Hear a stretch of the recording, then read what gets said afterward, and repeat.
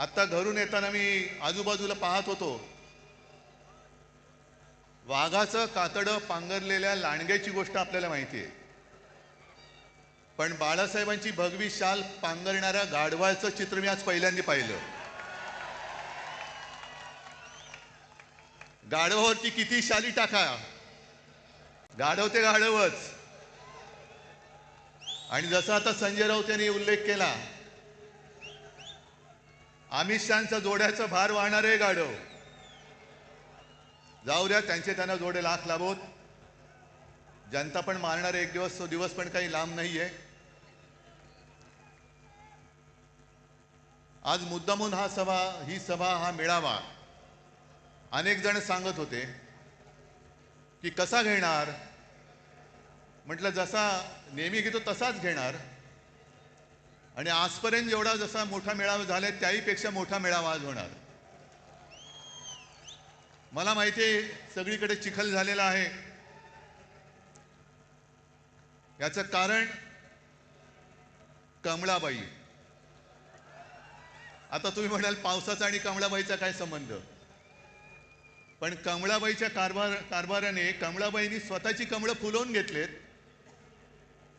पण जनतेच्या आयुष्याचा चिखल करून टाकलेला आहे. आणि अंबादास, तुम्ही शेतकऱ्यांचा विषय पूर्ण मांडलात.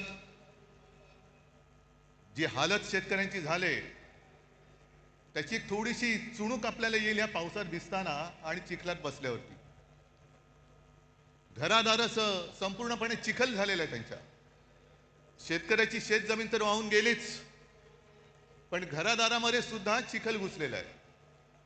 राहायचं कुठे? शेतकरी जो आपल्याला अन्नधान्य देतो, 2 घास देतो, तो शेतकरी आज विचारतोय की आम्ही खायचं काय. ही अशी परिस्थिती यापूर्वी कधी आलेली नव्हती. हे एवढं मोठं संकट. आजपर्यंत मराठवाडा हा अवर्षणग्रस्त होता, आता तिकडे अतिवृष्टी झालेली आहे. अतिवृष्टी म्हणजे आपत्तीग्रस्त. आणि मी तुम्हाला सगळ्यांना आवाहन करतोय, सर्व शिवसैनिकांना आवाहन करतोय, हे संकट फार मोठं आहे.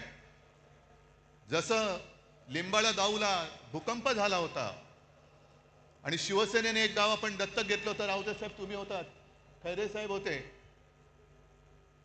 आपण अर्थात आपल्याकडे सरकार नाहीये, पण जी काय करता येईल ती फुलाची पाकळी ही मराठवाड्याच्या शेतकऱ्यासाठी आणि उद्ध्वस्त झालेल्या नागरिकांसाठी देऊ. अगदी मोठी बाग जरी नाही तरी काही जणांच्या आयुष्यात एखादं फुल जरी आपण फुलवू शकलो तरी मी म्हणेन आपल्या आयुष्याचं सार्थक झालं.